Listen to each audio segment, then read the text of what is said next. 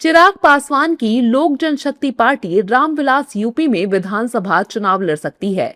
दरअसल 2027 में यूपी के विधानसभा चुनाव होने हैं। ऐसे में राजनीतिक सरगर्मियां भी बढ़ी हुई हैं। यहां मुख्य मुकाबला बीजेपी और सपा के बीच माना जा रहा है। लेकिन सवाल ये है कि क्या चिराग की पार्टी भी चुनाव लड़ेगी? ये सवाल एक पोस्टर से शुरू हुआ। इस पोस्टर को देखिए।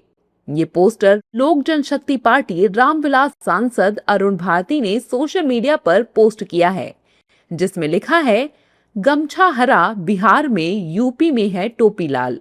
दलितों का लेकर वोट, ये दलितों को ही करे हलाल। अब इन कयासों पर विपक्षी नेताओं की प्रतिक्रिया आ रही है, सुनिए।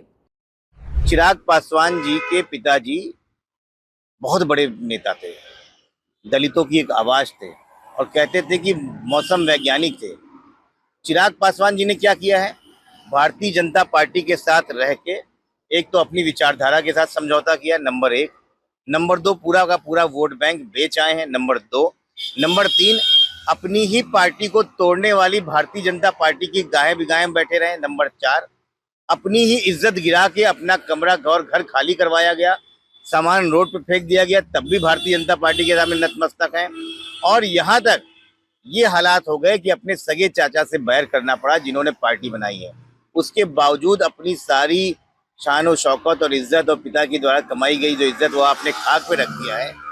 तो आप चाहे जहाँ जाइए, सभी लोगों को आना चाहिए। हमें कोई वो नहीं है, जनता के लिए जो काम करेगा वो आए। चिराग पासवान अगर आते हैं तो उनको शुभकामनाएं।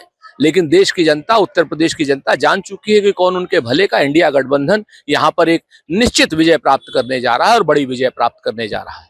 दरअसल पिछले कुछ दिनों से चिराग पासवान की पार्टी के सांसद अरुण भारती पासी समुदाय के लोगों पर हुए अत्याचारों के बाद लगातार उनके घर जाकर परिवारों से मुलाकात कर रहे हैं।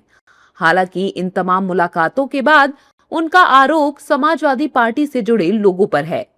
सवाल यही है कि क्या यूपी के एनडीए गठबंधन में चिराग को जगह मिलेगी या वो अलग से चुनाव लड़ते नजर आएंगे।